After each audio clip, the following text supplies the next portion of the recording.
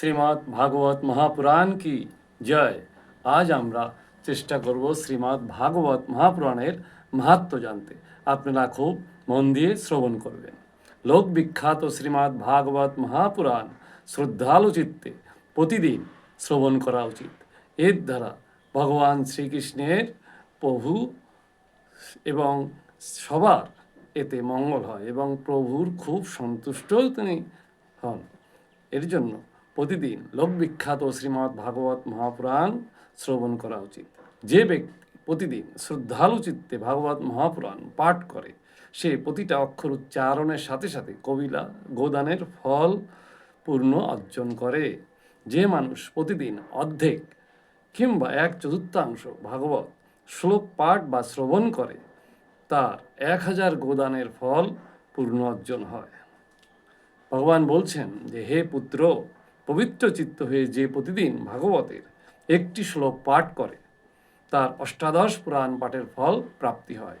তার জন্য আমাদের চেষ্টা করা উচিত নিত্য ভাগবত কথা শ্রবণ এবং পাঠ করা। তার জন্য ভগবান ভাগবতের যে মাহাত্ম্য, তাতে আরও অনেকগুলো দৃষ্টান্ত দিয়েছেন। তিনি বলছেন যে, নিত্য যেখানে আমার কথা হয় সেখানে বিষ্ণু, পার্শ্বদ, প্রহ্লাদ প্রমুখ উপস্থিত থাকেন। আমার এই ভাগবত শাস্ত্রের যে প্রতিদিন পূজা করে, সে কলির প্রভাব থেকে মুক্ত থাকে, তার উপরে কলির কোনো অধিকার থাকে না। এই জন্য সবার কাছে প্রণম্য নিবেদন যে আপনারা নিত্য যেখানে আপনাদের আশেপাশে যেখানে হরি কথা হয়, যেখানে কৃষ্ণ কথা হয়, যেখানে ভাগবত কথা হয়, আপনারা যাবেন, গিয়ে ভাগবত কথা শ্রবণ করবেন। সেই সঙ্গে ভগবান আরও বলছেন যে, যে মানুষ নিজের ঘরে বৈষ্ণব শাস্ত্রের পূজা করে, অর্থাৎ ভাগবত শাস্ত্রের পূজা করে, সে সর্বপাপ মুক্ত হয়ে দেবতাদের দ্বারা বন্দনীয় হয়। এই জন্য ভগবান বলেছেন যে, কলিযুগে যারা নিজেদের ঘরে প্রতিদিন ভাগবত শাস্ত্রের পূজা করবে এবং তারা আনন্দিত চিত্ত হয়ে ভূমণ্ডলে বিচরণ করবে। তাই ভগবান বলছেন যে, মানুষ যতদিন পর্যন্ত তার গৃহে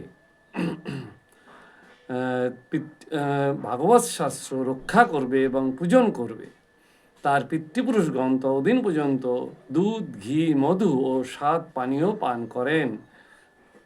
পিতৃলোকে বিষ্ণু ভক্ত মানুষকে যে ভক্তিযুক্ত চিত্তে ভাগবত শাস্ত্র দান করে, সেই সহস্র কোটি কল্প পর্যন্ত, অর্থাৎ অনন্তকাল পর্যন্ত আমার বৈকুণ্ঠ ধামে নিবাস করে। কে বলছেন? ভগবান নিজেই বলছেন। অতএব নিজ গৃহে ভাগবত শাস্ত্র পূজনকারী ব্যক্তি 1 কল্প পর্যন্ত সমস্ত দেবতাদের দ্বারা পরিতৃপ্ত করে। নিজ গৃহ ভাগবতের অর্ধ বা 1/4 শ্লোকও যদি থাকে, তবে তার কাছে অন্যান্য শত সহস্র গ্রন্থে সংগ্রহ তুচ্ছ। তার জন্য আমাদের চেষ্টা করা উচিত নিত্য আপনার যেখানে বাড়িতে আমরা পূজা করি, অর্চনা করি, সেই বিগ্রহের আশেপাশে কোথাও ভাগবত শাস্ত্র রাখতে হয় এবং তাকে নিত্য তুলসীপত্র দিয়ে পূজন করতে হয়। তাতে কি হবে? গৃহের মঙ্গল হবে এবং আপনাদের সবারই মঙ্গল হবে। তার জন্য বলছেন ভগবান যে, এই কলিযুগে যার গৃহে ভাগবত শাস্ত্র নেই, তাকে কি বৈষ্ণব বলা যায়? সে তো চণ্ডালেরও অধম।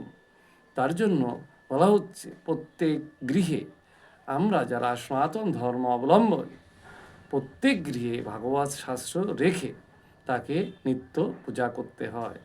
আজ আমরা বিভিন্নভাবে ভগবানের যে ভাগবতের মাহাত্ম্য, সেটা আমরা জানার চেষ্টা করলাম এবং এরপরে আমরা বিভিন্ন পর্বে বিভিন্ন অধ্যায় ভাগবতের গ্রন্থের বিভিন্ন পর্ব আমরা আলোচনা করব। আপনারা ধৈর্য ধরে শ্রবণ করবেন এবং চ্যানেলটি ভালো লাগলে লাইক, কমেন্ট করবেন। হরে কৃষ্ণ, রাধে রাধে, ভালো থাকবেন।